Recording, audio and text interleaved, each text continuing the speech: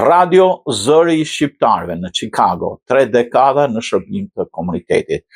Por më shumë se 30 vite, Radio Zëri I Shqiptarëve ka qenë një nga shtyllat kryesore të informimit dhe ruajtjes së identitetit kombëtar të komunitetit shqiptar në Chicago dhe Meqer. Në një intervistë për gazetën Dielli, themelluesi dhe drejtuesi I saj Riza Milla rrëfen historinë e këtij mediumi, sfidat e mbjetesës dhe vizionin për të ardhmen në epokën digjitale. Komuniteti shqiptar në Chicago ka një traditë mbi një shekull organizimi shoqëror patriotik, qysh nga fillimet e emigrimit, shqiptarët kërkuan mënyra për t'u informuar për zhvillimet në atë dhe për të ruajtur gjuhën e kulturën. Para radios ekzistonin revista dhe përpjekje sporadike radiofonike, por shumica u ndërpren për mungesa fondesh dhe mbështetje. Ideja për një radio të qëndrueshme në gjuhën shqipe u konkretizua në mesin e viteve 90 pas shumë konsultime me aktivistë komunitetit. Në vitin 95 u themelua Radio Zëri I Shqiptarëve, e cila filloi transmetimet në frekuencën WNDZ 750 AM,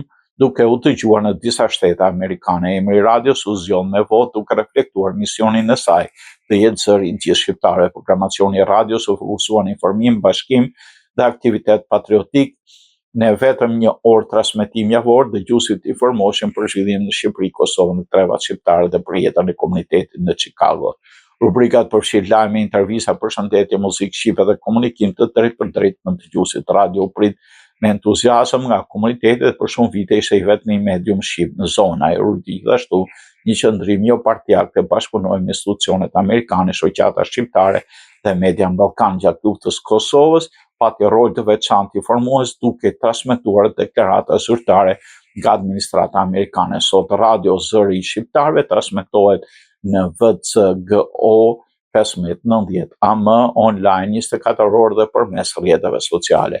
Riza Milla thekson se ardhmja e radios varet në brezi I vullnetarëve nga shpresa që ky zë të vazhdojë të dëgjohet për dekada të tjerë si simbol I bashkimit dhe identitetit shqiptar në diasporë.